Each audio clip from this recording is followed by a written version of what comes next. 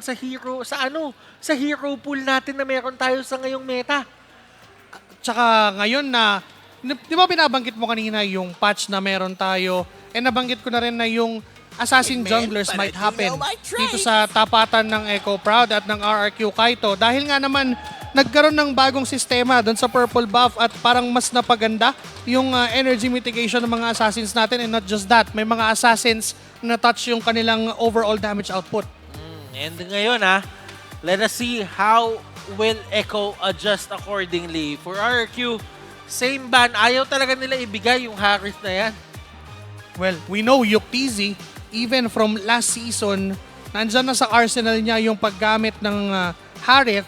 At hindi lang yon, yung Harith I might say na parang ang hirap niyang labanan sa lane ngayong patch or ngayong meta. Dahil ang taas ng damage output talaga ng mga magic heroes, ng mga mages. And kaya nga din na-online or napipili ngayon sila Nathan kasi nga mas mabilis talaga sila innately, mas mabilis sila kumuha ng items at mas mura yung items na binibili nila to go online. Oo, tama ka din dyan. Kasi yung Blood Wings, pinamura yon, di ba? Pero pinamahal naman yung Holy Crystal, which is somewhat for me yung pinakamatinding item ng mage ngayon. Pero kasi yung Holy Crystal, pwede mo siyang tawagin ngayon na parang win more item eh. Kasi kung isipin mo, yung Starlium Sight, yung mga ganong klaseng items pa lang, sulit na yun eh. Actually, yeah. Considering na kapag ganun sa mga klaseng heroes like Nathan or even the Harith, but now, back siya ay hindi pa rin makukuha ng RRQ Kaito. Now, what's left for them? Pwede silang magtanggal ng hero ulit ni Palos, maybe a Fredrin, dahil hindi pa nagagamit ni Palos yun at nagamit na rin naman nila. So, pwedeng tanggalin nila yung Fredrin na yun kay Palos. Well, it is an option. But right now, the certain pattern na ginawa ng RRQ kanina dito is now ulit lang. If this is an Angela, this is the same pattern of banning as game number 1. Maaari nga naiwasan ng RRQ kahit ngayon yung paggamit ng Echo Proud ng mga ganong klaseng heroes kasi nagkaroon ng instance during the... Nag-iba, Masha. Again, nagkaroon nga ng instance during the regular season na gumamit ang Echo Proud ng... Oh wait, what? Aluyi ngayon. Sasabihin ko pa lang sana na posible yung Angela Minotaur combo na ginawa nila with the Alice Jungle during the regular season. But now, gustong sumabay ng Echo Proud doon sa sense of unpredictability. Yung Luyi with the diversion play, maaaring maging, maging game changer if ever sa Land of Dawn. Pero, ang tanong ko sa'yo ngayon, Joshua, napapansin ko 2 games consecutive na to na first pick Pryo si Aizawa. Oo nga, kanina Novaria. Masasabi ba natin na pareho ang hero pool ni Mingwin kay Aizawa, kaya siya yung pinaprioritize?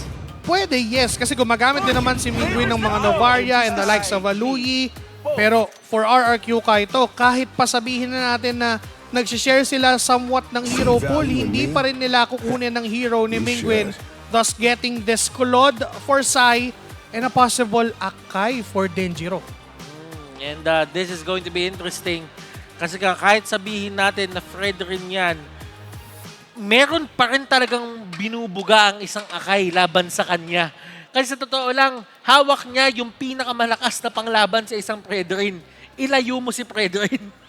Tama nga naman. Yun yung panlaban kay Fredrin eh. Diba ang ginagawa ng mga Fredrin users, Appraisers, Wrath plus Retry, parang sure ball na kanila yung objective. Oo. Pero wala sa range. Kung wala sa range, wala. Kaya kinuha agad ng RRQ kahit yung lamang na yon. But again, Echo Proud with Roger na posible mapunta kay Yuktz. And as you can see on your screens right now, let's just take notice, andito po ang Echo Loud na sumusuporta sa Echo Proud. Ang MPL team ng Echo, Benny Cutie, nandun sila Sanji, Sanford, ito na yung suporta ng mga, sabihin natin, kasama din nila sa, sa bootcamp, sa bahay. Actually, pumunta tayo sa bootcamp nila at naglaro tayo ng basketball kasama sila. Ito yung sinabi nila sa atin, pupunta po kami dun, boss. Kapag ka nag-grand final, susuporta po kami ng todo. And there they are. There they are. Supporting Echo Proud. And now looking at the draft, RRQ Kaito would secure an R-lot. Displacement talaga. Tol displacement talaga. Ano to? Ito yung Unli dash, unli vengeance. Unli vengeance to. Kapag ka naipit, tatak ng tatak yung passive nung Arlot. Ang gagawin niya, vengeance, vengeance, vengeance, vengeance. Kung ilan man abutin. Diba? Kasi considered as crowd control sa mga hindi nakakaalam, no? Kapag ang hero o ang kalaban ay na crowd control, nagkakaroon siya ng passive mark or yung demon gaze na meron ng isang Arlot. Kapag meron siyang passive mark, pwede niyang dashan at hindi magko-cooldown yung kanyang second skill. And now, yung knockback ng heavy spin ng isang Akai, and if ever maipit sa isang pwesto on a wall, mapin down, hindi nawawala yung passive mark na yon. And that explains na pwedeng mag-unli dash etong si Ferds on the Arlot. And fun fact, nag-top global lang naman etong si Ferds sa kanyang Arlot. I think that's Philippines number 2 or global number 2 if I'm not mistaken sa kanyang Arlot. Ngayon, kung papansin naman natin, CC ang tinanggal. Ayaw din nila talagang ma-bully out si Ferd sa kanyang XP lane. Kasi mas kailangan nga ng Arlot ng sabihin na nating better or advantage sa lane. And CC is one of those heroes na kayang tumapat against an Arlot. Yung kanyang Yo-Yo Blitz is enough to tear down itong isang Arlot ni Ferds. At yun yung ayaw ng RRQ Kaito. But for Echo Proud, they removed yung Faramis ni Mingguin. Na alam naman natin, yung performance niya, parang nagagawa niyang aggressive yung isang Faramis considering na reactive tong hero na to. Ako nga, para sa akin, sa totoo lang, yung Roger, ang pinakaayaw niya talaga, yung mga heroes katulad ni Faramis. Kasi kung iisipin mo, gusto mo dire-diretso lang yung paggamit mo ng skills, take them down one by one. Pero kung binibigyan ng extra na buhay ni Faramis, yung mga kalaban mo, yung burst na dapat na nagagawa mo, nag-extend. So, which means, nagkakaroon pa sila ng time na kontrolin ka. Tsaka tumatagal sa loob ng clash yung isang Roger dahil doon. So, nagiging susceptible siya sa crowd control. Gusto niya yung ano lang Kalmot, alis. tatalon siya, kakalmot siya, aalis siya. Yung parang paisa-isa lang na kapag maglilinis lang ng kalat, kumbaga. Diba? And for Echo Proud, a remaining ban could still be targeting itong si Mingguin sa kanyang mid lane hero pool. Possible pa rin yung pag-ban out ng, sabihin natin, Lilia, yung mga heroes like Gord, na nagagamit din naman niya. And Lilia nga ang tatanggalin ng Echo Proud. Ngayon naisip ko, pwede nga pumili ng Gord kasi sa sobrang dami nilang control, pati yung Fredrin matutunaw dyan Exactly. Yun pa naman yung gustong mga kalaban ng Gord, yung nasa harap, yung tumatayo sa harap. Yung true damage ng Gord, wala pang item sa MLBB actually na kayang mag-negate ng true damage. So maaari nga nakunin ng RRQ kahit ito. Walang makakatalo sa true damage kahit lie detector test kasi true nga siya Tama, the truth hurts Oo, and to be perfectly honest with you, yung Lilia dito na ban out na naman So ibig sabihin talagang merong init. Oo. Para dito sa Liliang to kasi nga kung isipin mo yung mga hero na napipick, Fredrin, si Minotaur. Okay, so sasabay ang Echo ngayon sa crowd control chain because of that Minotaur together with that Fredrin and the Louie. Imagine, kapag na-layer nila ng tama yung skills na meron sila, this could be a Terizla for James as well. So, kung ganun ang magiging pattern or ganun ang magiging lineup ng Echo Proud, they would really rely on a team fight that they have. But at Tams, Ngayon, ang question sa utak ko, what is Coach Pau brewing right now?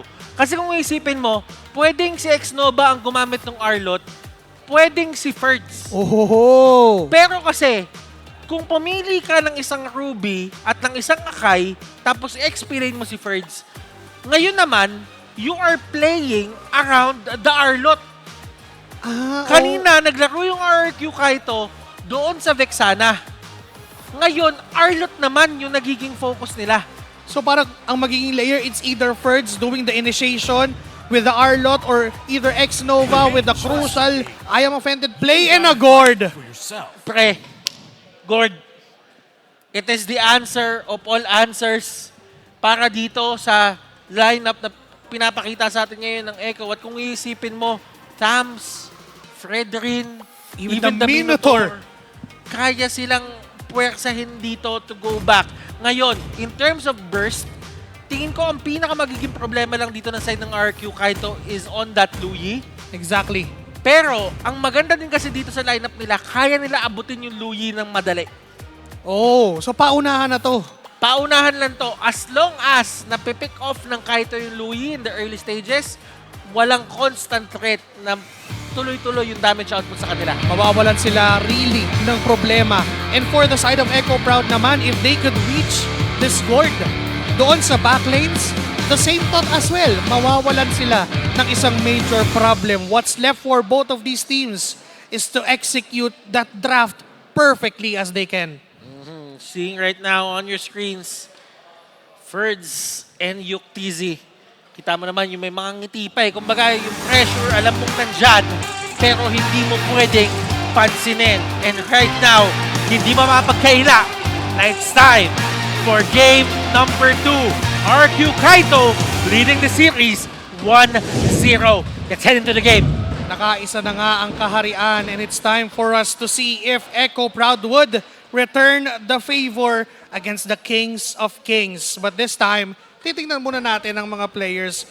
Imagine Echo Proud, even losing that game number 1, andun pa din yung mga ngiti, andun pa rin yung, may kita mo rin yung focus sa mga mata ng mga players. Alam mo pre, kanina ko pa gusto ilabas tong trivia na to eh. Sige, ilabas mo na. Alam mo ba na kwento sa akin ni Aizawa Oy, ayan. Sige. na nung panahon na god laner pa siya, Oh, naging magkakampi sila ni Mingwin ng 1 week lang. 1 week. 1 week nagkakampi tong dalawang to.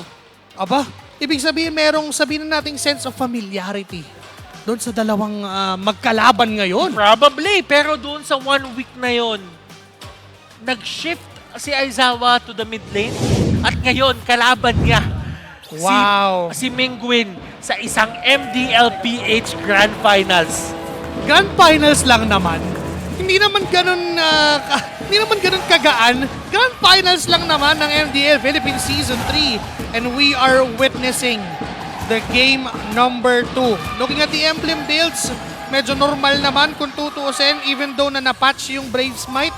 Kahit papano ay nabawasan yung kanya or na-nerf yung Brave Smite, still gagamitin pa din ni X-Nova at ni Ferds. Kung papansinin mo yung lineup dito ng Echo, it's more on the damage side and chase down. Wala naka-Brave Smite sa kanila. In terms of the regen, sabihin na lang natin hindi talaga yun yung focus nila dito. And given na yung mga heroes nila ay kaya naman kumuha ng lifesteal, kaya naman kumuha ng Guardian Helmet at mga HP regen, I don't think it will matter dahil meron din naman silang Minotaur. Exactly. And look at this yung ginagawa ni Yuktz, ginagawa niya ulit ngayon for game number 2. Yung ginawa niya ng game number 1 na kung saan lagi niya lang pinifreeze itong si Sai. Pero with X-Nova on the side, matutulungan siya kahit papano. Pero ang tatanong ko sa iyo ngayon, Joshi, tingin mo bagay ba ang Roger kay Yuktz? Kasi madalas natin nakikita si Yuktz doon sa mga heroes na talagang yung still farming, posisyonan, yung farm talaga, tapos biglang sasabog into the late game. Alam mo, Yuktz is one of sabihin na natin, talagang one of the top tier gold laners ngayon na meron sa MDL Philippines Season 3. And kapag hindi ka marunong mag-Roger, parang kasalanan yon. So that still fits for Yuktz. But looking at this matchup, 2v2 na naman. It's the jungler and the EXP on the bottom lane. Pero, nami-mirror ng Echo yung ginagawa ng RRQ Kaito. Now, this is a question on my head. Tama ba na nilalaro nyo yung laro dito ng side ng RRQ? Kasi kanina, ang target nila, si Yung gold CY. lane, si Sai. Ngayon, ang ginawa nila, sila Denjiro, si Mingwin at si Perds, minirror nila bigla. Parang sinasayaw nila yung tugtog ngayon ng RRQ Kaito. But look at Palos. Give up niya yung position doon sa turtle para kunin ang buhay ni Denjiro. Mapapwersa yung heavy spin. Ferds though, low on HP. Minowan's Fury. Iskael is gonna take down itong si Denjiro. No retry holder for RRQ Kaito.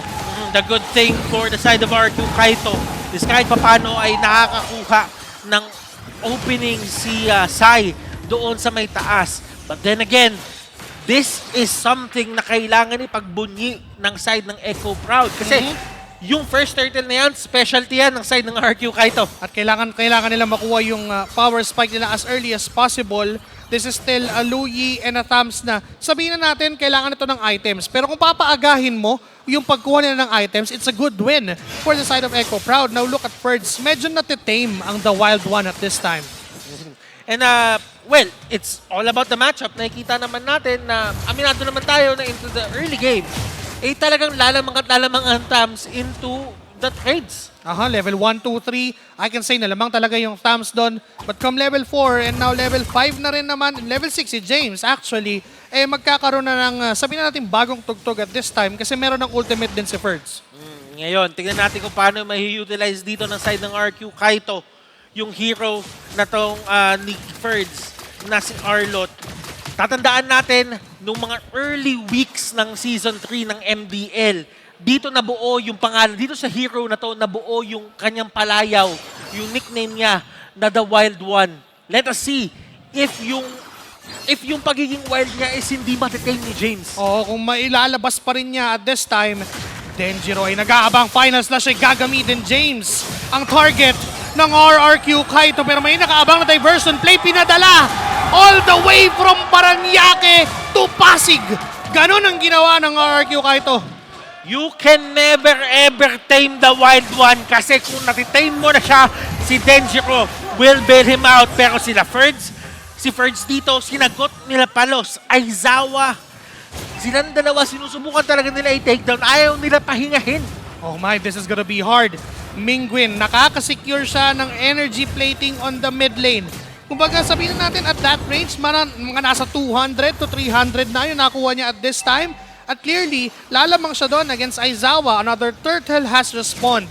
Merong lamang sa posisyon ng side ng Echo Proud. Pero lamang naman sa bilang. Or should I say, hindi na dahil lamang na ngayon ng Echo with 4 of them rotating on the turtle at nagkaroon na nga ng swap. It's Yuktz and Sai na mapupunta na doon sa may bandang baba ngayon. Si Palo, si Denjiro pa rin ang inaharapan. James, si Xnova, hindi niya na pinapalapit yan. 4 na miyembro mula sa mga Orca. Gusto nilang kunin yung pagong at successful naman sila doon. Hindi makalapit si Denjiro na paggamit ng heavy spin at atras para lamang hindi na makuha pang kanyang buhay. Pero si Ferds ay naton with the energy eruption ni No One Fury para tapusin ang mission. It's James, the ultimate fighter na makakasecure ng kill. Pero si Xnova, tamang hatak lang, don't run Wolf King, pero makakatakbo pa naman. Ngayon si Denjiro ay hinahabol pa rin ni Palos. Pero aatras na rin dahil medyo matagal na sila doon na nagtutuos. Primary target ngayon for the side of Echo Proud. Tame Ferds, take down Denjiro with him. Ganon ang kanilang pinapakita ngayon. Hinahayaan nila dito si Sai na makapag-farm. Alam nila na as long as mapilit nila dito si Ferds na hindi magkaroon ng magandang game, mag-fall over dito yung para magiging domino. Lamang pa nga si Yuktz at around 600 dito against kay Sai. And yun naman talaga yung, sabihin natin in theory, lamang talaga ang Roger sa Claude. Kailangan ng major team fight ng Claude para mas makalamang dito sa Roger. But for RRQ Kaito, mas focus talaga nila. Natulungan muna si Ferds, pero si Xnova mukhang mali ng pinasukang liga. Ngayon si Yuktz ay napakalipot na. Another final slash from Ferds. Nakasungalang yung trade ay si Yuktz. Medyo lamang sa palitan doon ng RRQ Kaito because that's a gold against a Rome. The Wild One making things count doon sa kanyang final slash. Dapat talaga hindi na sila makakuha ng kill doon kung tutuusin patakbo na lahat Kaso nga lang dito sa may bandang taas sinusubukan ni Palos at ni James na kunin ang buhay ni Ferds. Pero under the turret ay makakatakas, kinakat na nga yung lane. Mingwin is there to provide some assistance pero kakayanin ba nila? Mukhang dediretso pa ang Echo Proud pero hindi, didisiplina muna. Dalawang dominance ice ang nabili dito for the side of RRQ Kaito. Just to make sure na hindi sila nakakalamang dahil sa heal na binibigay ng Minotaur. Oh! Denjiro! Mingwin! Ferds! Sumusuntok na rin sila, Joshi Cakes! Hinain para kay Mingwin yung buhay ni James. Ngayon may turtle na paglalabanan. Kulang ng isa ang side ng Echo Proud. Pero si Palos pa rin naman ang may hawak ng posisyon sa pagong. Pero mukhang marireset at iiwanan ng RRQ ngayon. 4 laban sa 5. ngayon ang RRQ Kaito mukhang susubukan nila talaga na hawakan to. Pero si Denjiro ay hinarapan na ni Palos. Nandyan din naman sa Ishkael. May mga heals na manggagaling. Pero may final slash once again. Palos Fury nakokonekta sa tatlo. Nandyan na rin naman si James. But it's gonna be Mingwi na makakasecure nung pagong. Pero si Palos, dalawa pa ang inahabol niya doon. Yuk TZ nag-transform na nga into human form para habulin ng Wild One. And it's a 2K for Yuk TZ. Palos, you have to give it up to him. Yung control na nagawa niya doon kay Denjiro, pati yung control na binigay niya, in-isolate niya yung dalawang tao doon sa side ng RRQ Kaito, and it was RRQ Kaito's clash to lose. Teka lang hindi pa tapos ngayon ng Echo Proud dahil nung nakita ni pala si X-Nova ay talagang pinuntahan pa niya, pero may diversion play para umalis yung buong tropa at pumunta sa mid lane. Pero nag-clear lang naman ng minions, hindi naman masyadong gagawa ng matinding play. Kaso nga lang yung mukhang target nila, etong Claude ni Zai. Humarap si James, pero may mga tatlong orca pa yung nandun sa likod at sumusubok. Ngayon, for the side of Echo, they're aiming to go for the bottom lane. Ito yung kinokontrol nilang part. Palos, nakikita natin na, sabihin na natin level 10 siya. But then again, yung impact niya sa game na ito, at kung makikita natin dito, they will try to go for a play. Naku, Wala siyang alam! 5 to, pero may BMI out na palayo. Si Yung Yuk TZ kalbot ni Yuk TZ, pero Torre na lang ang makukuhang casualty. Good BMI mula kay Sai, pero kung hindi niya na ikasayon, malamang mamamatay siya doon. 5 miyembro ng Echo Proud yun. Echo Proud pulling out something from their bag of tricks. Nakikita na natin dito, Joshi Cakes, na hindi na natatakot dito yung Echo Proud na maglabas ng kanilang mga alas. Sumasagot na. Sumasagot na sila. Sumasagot na sa mga bala na binibigay ng kaharian. Ngayon, doon sa top lane, mukhang si Sai na naman ang gustong targetin. Nandun din naman si Denjiro though para protektahan yung kanyang gold lane 8 seconds bago magkaroon ng Lord. Ngayon, in terms of the gold lead, kung mapapansin natin, 2,000 ang kalamangan ng side ng Echo Proud. But for the side of RRQ, kung titignan, lagi sila nakaabante, hindi pa rin sila natatakot. Kahit ang dami na nagaganap sa kanila. At nandito nga si Palos, talagang harap na harap. Sumubok to Mont, nahatak din naman ni X-Nova, pero wala pang mangyayari. Hindi itutuloy ng dalawang kupunan. Fertz, nagre-recall lang, sumusubok siya doon na sagutin yung ginagawa ni James na pagpe-pressure sa top lane. Mukhang wala siya for the specific Lord fight, pero hindi niya tinutuloy. Alam niya rin na nandun na rin naman etong si Sai para sumubok dumipensa. Nagkakaroon lang ng sayawan. Sai against James. Mukhang itutuloy ni James yung kanyang plano na dire-diretsuhin yung Torre na pauwi na niya si Fertz. 3 ngayon laban sa 4 for this Lord. At dahil wala nga si Fergs doon, ay mapipilitan si Sai na humag doon. This is the numbers game. Favoring the side of Echo Proud. The Lord is going down. Joshi! Denjiro! Napagamit ng heavy spin pero mapapaangat ng Minobats Fury. So try i-burst yung Lord pero marireset lang yan. Ferds on a mission pero mukhang si James ay maiipit doon. Vengeance and the Quadrant Inferno. Makaka-BMI si Sai. May like and pulse pa si Yuk TZ pero mukhang si Aizawa ang kukuha ng kill. Wala ngayon ang gold laner ng RRQ Kaito. Miscommunication from the side of RRQ Kaito. Nagamit yung Mystic Crush doon sa my Lord. 1 resource down. Nakala nila, mariretry na nila yon, pero the reset was there. Ibibigay ng kaharian ang Lord sa Echo Proud at sila ang lamang. 3K gold lead, 11:40 on the clock at may magmamarcha pang Lord doon sa itaas na bahagi ng mapa. Ngayon, nakikita natin yung items gourd with the glowing wand, Ice Queen wand. Pero ang sabi naman dito ni Aizawa, kukuha ako ng mas conservative na item. Kukuha ako ng third item, Winter Transition. Yung layer ng skills, Final Slash, Don't Run Wolf King, Mystic Gush, enough para i-burst down. Etong si Ishkael, nakakuha ngayon ng isang RRQ Kaito bago pa man dumating yung Lord doon sa top lane. X-Nova, kumaharap lang. James na popping his ultimate. Kaso makakatakas pa naman si X-Nova. Dangerous sa likuran. Susubok sana siya pero mukhang aatras din naman at dedepensa lang ang kaharian. Ngayon, diversion, nakikita natin yung PZ na ipet, si Mingwin sinusubukan niya kahit paano lumapit at si James naman ang nabigyan dito. Tignan mo yung damage output na meron yung RRQ, tumataas na ng tumataas. Joshi Cakes, bumabakat na yung mga bala na nagmumula kay Sai. Medyo nag-aalangan na ngayon si James na humarap at sumabay. For RRQ Kaito, good defense ang pinakita nila. Ganda sana nung ipit na ginawa ni Denjiro with a heavy spin against Yuk TZ. But unfortunately, nagzozone din si James doon sa likuran. And ang naging call na lang ng RRQ Kaito would be ay tanggalin na lang o sabihin na, eto na lang, si James na lang subukan natin. Pero hindi nila kaya yon. Nakita mo yung gamit niya, no? Ni Roger, ni Yuk TZ. Naka-Great Dragon Spear. Ayun na. Kada transform, may movement speed pa. Kaya pala takbo siya ng takbo. At kung papansinin dito, may quantum charge pa siya. So, ibig sabihin, mas mabilis pa sa, hangin. Athletic. Napakabilis. Very athletic. Naka-wind talker pa nga for that added movement speed. Ngayon si James na naman ay tinutuloy lang niya yung kanyang palaging responsibilidad at plano na mag-pressure ng mga lanes pero may diversion play. At mukhang sa baba yung target noon, Sai medyo delikado ang pwesto. Pero Torre lang ang kukuhain ng mga Orca. Nakikita natin na pareho sila ng ginagawa dito. Teka. Different heroes, but very similar ang kanilang mga galawan. Pero si Denjiro na ipit sa may gitna. Napagamit ng Minoan's Fury at ng Heavy Spin. Ang yung Akayat ng Minotaur, pero mukhang si X-Nova ay may ipit. James with a mission to kill. At si Perch, tamang vengeance lang, ginawang Lancer at yung Arlot. Pero si Yuk TZ ay umalulong na. Kaso wala siyang aabutan pa.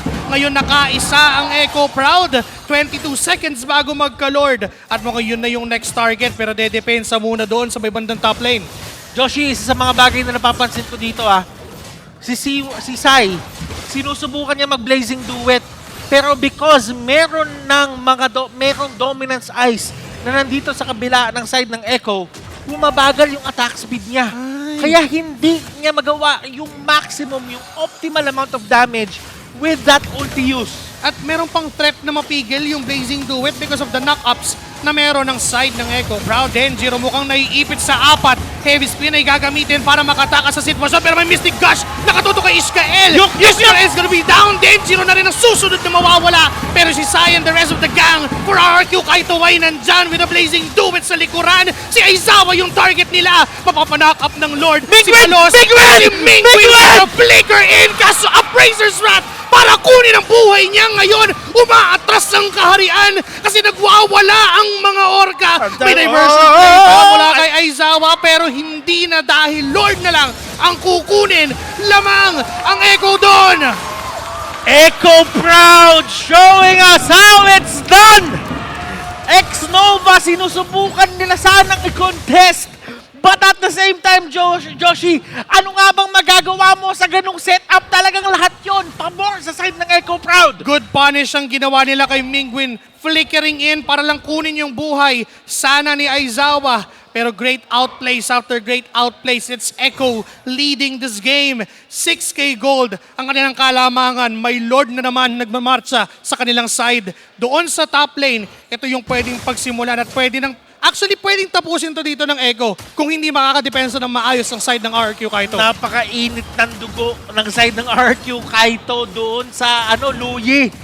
Kumbaga, kapag nakita nila, tinatalon talaga nila. But the main problem is, ang daming support system ni Aizawa dito. And meron pa siyang Winter Dungeon. Teka lang! Si Birds! Pinapilas na siya likuran! Kaso nga lang mukhang sila yung iniisa-isa. Sai, na 1 HP, mukhang nasusunog pa! Sinunog ng glowing one itong si Sai, kaya naman tutumba. Wala na yung inhibitor turret doon sa taas. Isusunod na yung sa gitna. Kulang ng isa ang kaharian, kaya pwede na lang mambigla ang mga Orca. 5 laban sa 4 ang talaan. Final slash para kay Ishkael. Kakayanin bang i-burst down? Pero heavy spin ay nagamit na rin. Kaso yung damage, aabang pa naman. Birds, Mingwin pa rin ang makakakuha niyan. Kaso nga lang naipit na ang The Wild One sa gitna. Immortality popping, pero may bola pa. Crossing in and Mingwin, kukunin yung buhay nun. Sabayang bigkas na. X-Nova popping immortality. 3 pa ang mga Orca. 2 para dumipensa sa RRQ. Pero kakayanin ba? Kaso aatras ang mga tropa ng Echo Proud. Didisiplina muna at hihinga. CY yung Sai, yung kanyang timers, malapit na siya mabuhay kaya nag-opt na lang yung Echo Proud na tumakas. What a great defense coming out for the side of RRQ Kaito. But then again, Echo Proud, kumakatok sila dun sa pintuan. Parang sabi nila, ready kami, bigyan kayo ng 1-1. Kahit kami, kulang din naman kami pero kaya naming sumabay sa bigayan. right now, Echo Proud. 7.4k gold lead. They've been holding this ever since the 12 minutes ng ating laban. At ngayon, kung titignan mo din naman, kontrolado nila yung mapa. Wala na yung dalawang inhibitor turrets ng RRQ Kaito. At yung nasa baba, parang isang kalabit na lang ni Yoktisi, pwede nang mawala. Sai, kailangan niya dito makahanap ng opening. Siya ang inaasahan dito in terms of the main damage dealers. Mingguin has been doing everything that he can.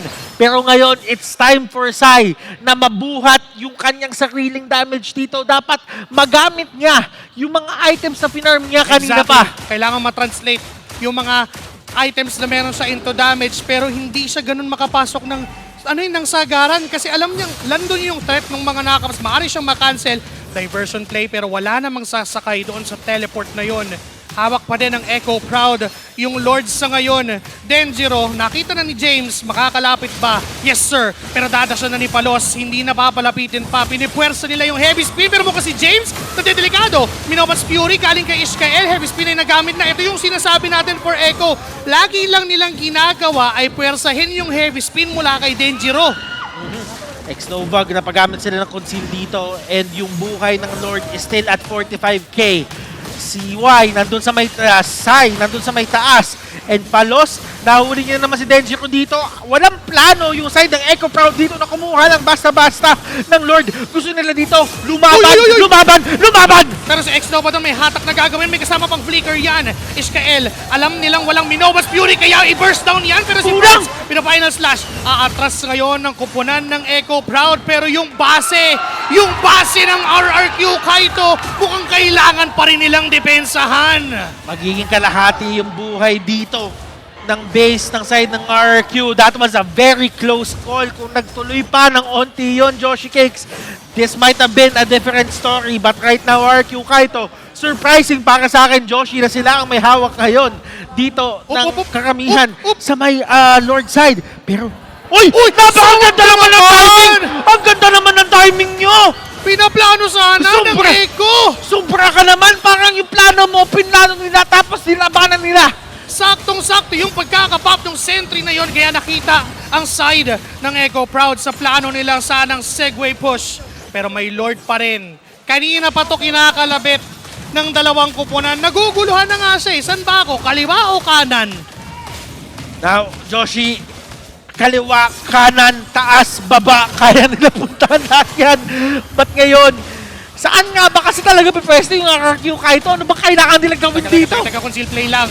Nakita nga lang naman sila. Si Palos, kalahati buhay Ngayon si Palos, kalahati buhay. Pero with a Fraser Strat, mapapalaw ang buhay ng RRQ Kaito. Pero mukhang, teka lang, kasi si James yung unang nabigyan, may sunog para kay Sai. Pero si Palos pa rin ang makakakuha ng retry para sa Lord. Kaya naman RRQ Kaito mapapwersang mapalayo. May diversion play pa. Gusto pa ng Echo. Naghahanap pa ng dugo. Si X-Nova yung natagpuan. May immortality pa naman yan. Nandiyan din naman si Mingguin. Nandiyan din naman si Sai. Pero mukhang wala na yung immortality. Wala ka ng pangalawang buhay. Isang kalmot mula kay Yoktisi ang kukuha ng kanyang buhay. RQ Kaito, they don't have the numbers. But then again, yung Lord ay nasa side ng Echo Proud. This might be the final moments netong game number 2, Joshi.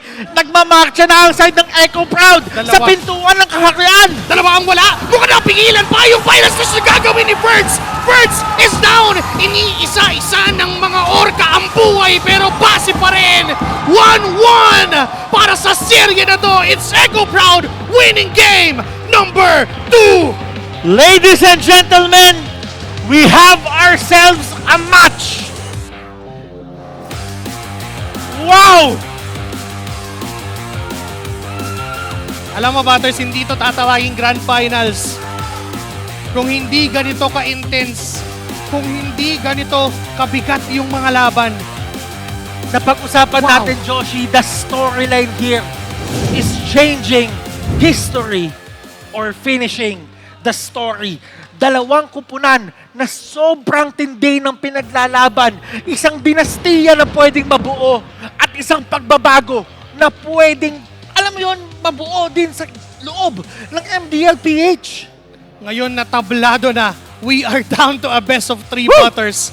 Yung best of 5 na pinag-uusapan natin kanina, best of 3 na lang ngayon. But this time, dahil nga naka-global ban, may epekto pa rin ang nakaraang dalawang laban. Tama ka nga, we have a match, Butters. We have a match indeed. It is a 1-1 and it is a pleasure to see etong mga MDL players na to play their hearts out in a stage setup, Joshi. Mind you, ito yung first time natin na nag-stage tayo, tapos yung grand finals natin, ganito kainit. 2 games pa lang yun 2 games pa lang, may 3 pa. Of a possible, yes, 3 more games. Dahil naka-best of 5 tayo and I must say, good luck kay Auntie Yanara. Good luck sa best talent natin on analyzing that game. Iba, ang daming factors to consider when, alam mo, grabe. Pero alam mo, tulungan natin si Auntie Yanara. Yung ginamit na chip nung game number 1, yung pagiging present at all times para doon sa side ng RRQ, Kaito, Joshi, yun din yung ginamit ng game number 2 ng Eco Proud. Louie lang. Minirror lang. Same idea, pero different concept. Diba? Isang chip na nagbibigay, nagdadala ng kakampi, well, yun din naman yung kayang gawin ng isang Louie. And pwede pa kang ulitin yun ng Eco Proud if ma-open sa kanila naman yung chip. Ako, ang naniniwala ako, is this even a significant blow para sa hero pool ng side ng RRQ, Kaito, na wala yung Arlot ni Ferds with a defeat? Wow. Yeah. Parang yung nangyari na sa Novaria ni Aizawa, ngayon, wala na rin yung Harlot ni Ferds. Talagang tablado na, kumbaga sabihin na natin yung mga heroes na nakapangalan sa kanila ay wala na sa listahan ng pwede nilang laruin pa. This is a developing story, pero alamin natin kung ano nga ba talaga nangyari doon sa game number 2. Auntie Yanara, gaano ka-exciting tong laban na to? The unkillable Killer Mage's genes is now laced with the Orca's aggression. Ang ganda ng performance coming from Aizawa as Echo Proud ties the game to a 1-1 in this best of 5 series. What a very wonderful matchup. Kaya naman isang magandang boo. Hey, Auntie Yanara, welcome to the analyst segment and let's break it down. Again, as we've mentioned, naganda ng naging performance coming from the unkillable Killer Mage. Talagang pinatunayan niya just why he is considered the unkillable Killer Mage. All throughout the time, nakita natin kung gaano kalaki yung naging presensya niya sa ating mapa, which is why he will be our game MVP for game number 2 as Aizawa chooses this Louie. Again, as Butters has mentioned kanina, thumbs up ka lang muna dyan. Talagang naging maganda yung performance ni Aizawa in this Louie. Talagang mabilis yung rotation nila all throughout the map with his diversion plays and nakita natin just how fast the rest of his team rotates with him at the helm. Again, we've mentioned noong game number 1 kung gaano naging ka-threatening yung presence ng isang chip. Now, with Aizawa's Louie, yung diversion play, yun yung naging threat sa side ng RRQ Kaito because Echo Proud was everywhere. And on top of that, yung similar thing na ginawa ng RRQ Kaito the Kingdom, noong game number 1 na nagkaroon sila ng early game aggression, yun din naman ang ipinamalas ng mga Orca which has been their identity since the MDL Philippines Season 1 sa kung saan merong Echo Express na chu-chu-chu na pinapatunayan sila kasi every single time hindi sila natatalo sa every time na magkakaroon sila ng mga turtle matchups and yun yung pinakita nila. Yung mga picks na meron dito yung side ng Echo Proud, pinatunayan nila na kayang-kaya nilang tauhan kung sino man yung mga necessary people na kailangan nilang tauhan. And in fact, maganda rin yung pagkakapick ng Roger as well as Latamos because that caught everyone off guard. Again, the Fredrin has been kept open kasi nga naman maraming possible counters but then pinatunayan sa atin ni Palos just how wonderful this Fredrin is if utilized perfectly. The utility junglers, ang essence lang naman talaga nito ay bigyan mo ng enough space yung position 4 player as well as yung gold laner mo to ensure na meron silang maximum damage capability come at the later stages of the game. And as we look at the heat map of our MVP, while maganda yung nagiging pwesto niya sa ating mid lane, no, hindi naman siya na papako doon sa ating mid lane. Most of the time, makikita natin siya na nasa river and because of the emblem builds that he has, yung combination ng first skill and second skill niya ay talagang malakas yung damage output and na ma-maximize yan. And again, kagaya ng sinasabi namin ni Athena kanina,